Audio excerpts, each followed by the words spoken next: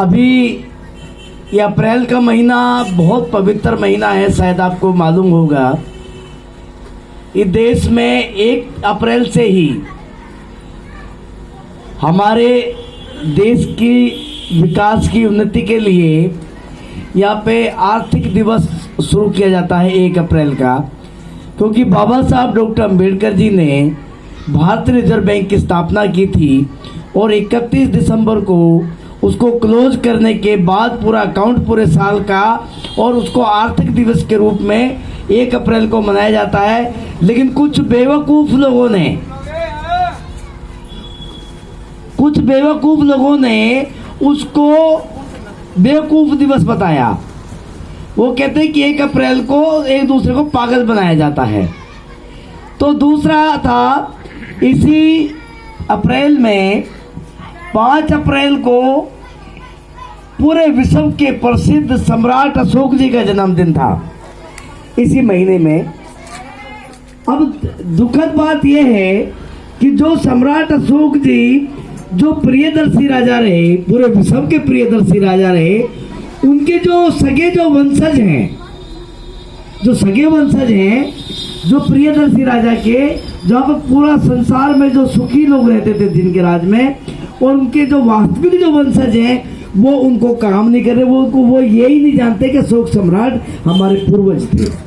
जो लोग चंड लगाते हैं या जो चंडालिया वंश के जो परिवार के जो लोग हैं, वो सम्राट अशोक के खास परिवार के लोग हैं, एकदम से उसके पोते पड़पोते हैं। लेकिन वो भूल गए कि सम्राट अशोक हमारा पूर्वज रहा है, तो उनकी जयंती रही। 11 अप्रैल को राष्ट्रपिता ज्योतिबा फुले साहब की जयंती रही। राष्ट्रपिता ज्योतिबा फुले साहब वो हैं जब इस देश में बिल्कुल अंधकार जैसा माहौल बना हुआ था, लेकिन उस समय जो आदिवासी जो आंदोलन थे वो चल रहे थे बड़े लेवल पे, हजारों लाखों आदिवासी मारे गए थे। आदिवासी ये मैं कभी फिर आपको बताऊंगा जब समय रहेगा। तो कई बार उसमें ज्योतिबा फुले साहब जी को भी एजुकेशन मिलने का प्रावधान हुआ। आदिवासी आंदोलन से ज्योतिबा फुले साहब को पढ़ने लिखने का अधिकार मिला, क्योंकि उन्होंने कानून बनवाए। मुगल, पेशवा और अंग्रेज तीनों से आदिवासी लड़ता था अकेला, जिसके परिणाम स्वरूप ज्योतिबा फुले साहब पढ़े। और ज्योतिबा फुले साहब ने पढ़ने के बाद अपनी पत्नी को पढ़ाया, और दोनों पति पत्नियों ने ये शपथ ली कि हम अपना बच्चा पैदा नहीं करेंगे, हम जिन बच्चों को पढ़ाएंगे हम उनको ही अपने संतान मानेंगे। ऐसे बलिदानी महापुरुष यहाँ हुए हैं अप्रैल के महीने में। और देखिए उनकी पत्नी भी राजी हो गई, और दोनों घर से बाहर जाते थे, रोड पे भी सो जाते थे, लेकिन वो उन्होंने महिलाओं को, लड़कियों को और पुरुषों को पढ़ाना शुरू किया।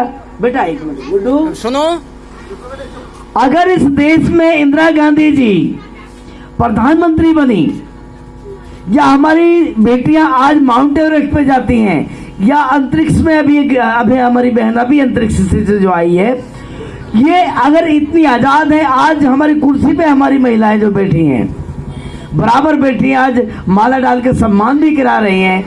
अगर देश में ज्योतिबा फुले साहब 11 अप्रैल को पैदा नहीं होते और वो अपनी पत्नी सावित्रीबाई फुले को नहीं पढ़ाते, तो ये अधिकार महिलाओं को नहीं मिलता। महिला को एक कोने में रखा जाता था, एक अंधेर कोठरी में, सिर्फ इस्तेमाल करने की वस्तु समझ के, और महिला को मुंह गाड़ना तो बहुत दूर की बात है, उसको अंधेरे से बाहर निकलना ही मना था।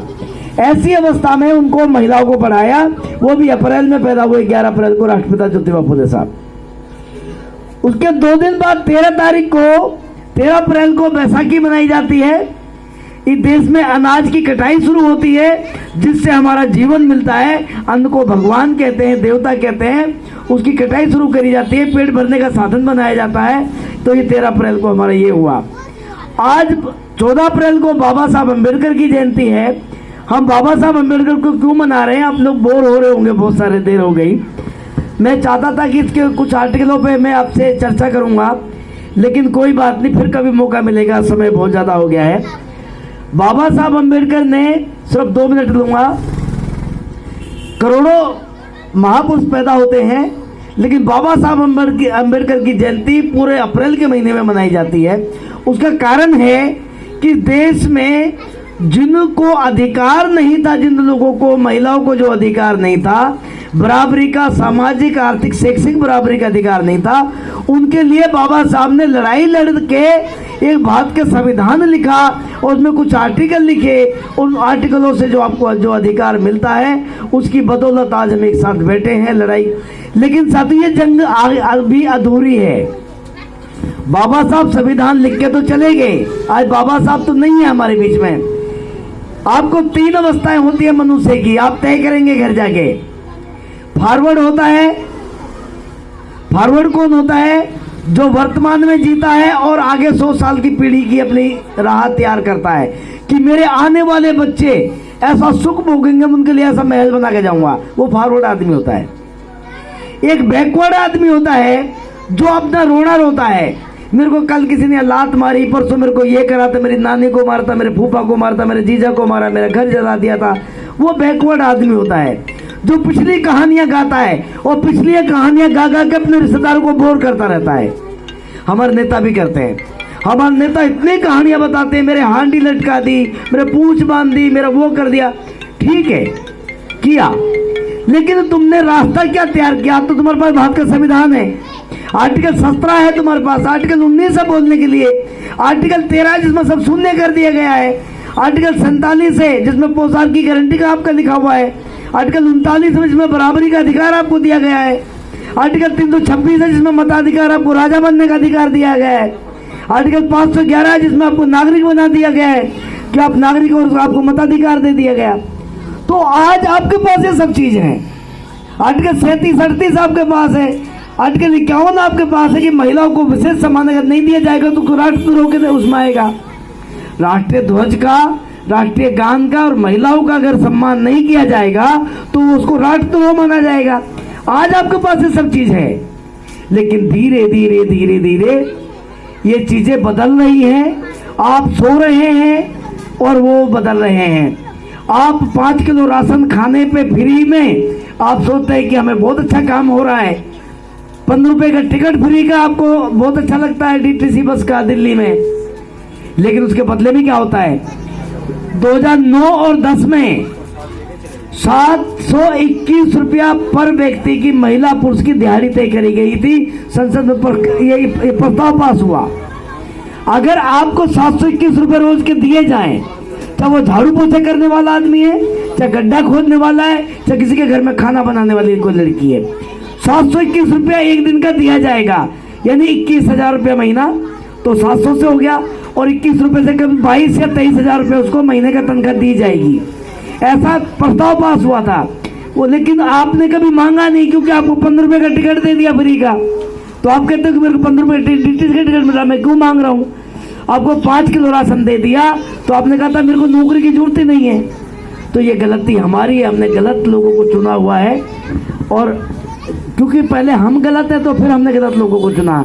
पहले हमें ईमानदार बनना पड़ेगा संविधान के प्रति। बाबा साहब को मनाने से कुछ नहीं होता, भारत के संविधान में रमने से कुछ होगा। भारत के संविधान में ऐसी कौन सी ऐसी चीज थी जिसकी वजह से बाबा साहब अम्बेडकर ने अपने 4 औलाद को कुर्बान कर दिया? बाबा साहब के बच्चे कुपोषण के शिकार होकर मर रहे थे, भूख से तड़प तड़प कर मर रहे थे, उनकी पत्नी मर रही थी, और बाबा साहब आपके लिए संविधान लिखने के लिए लड़ाई लड़ रहे थे। ऐसी क्या इसमें चीज है जो बाबा साहब ने अपने 4 बच्चों की परवाह नहीं करी?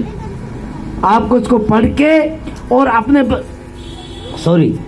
आपको इसको पढ़ के और अपने बच्चों को समझाना होगा कि आखिरकार बाबा साहब अम्बेडकर ने ऐसा कौन सा महान कर दिया। जो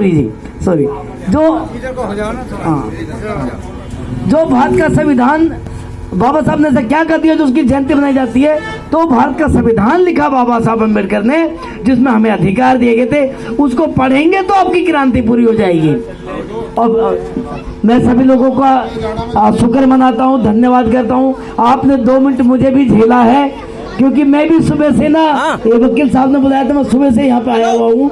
इन्होंने कहा कि जाना नहीं है, नहीं तो मेरे आज कई कार्यक्रम इन्होंने फेल कराए कि आपको पप्पू कॉलोनी में रुकना है, आज नहीं जाना है। जय भारत, जय संविधान।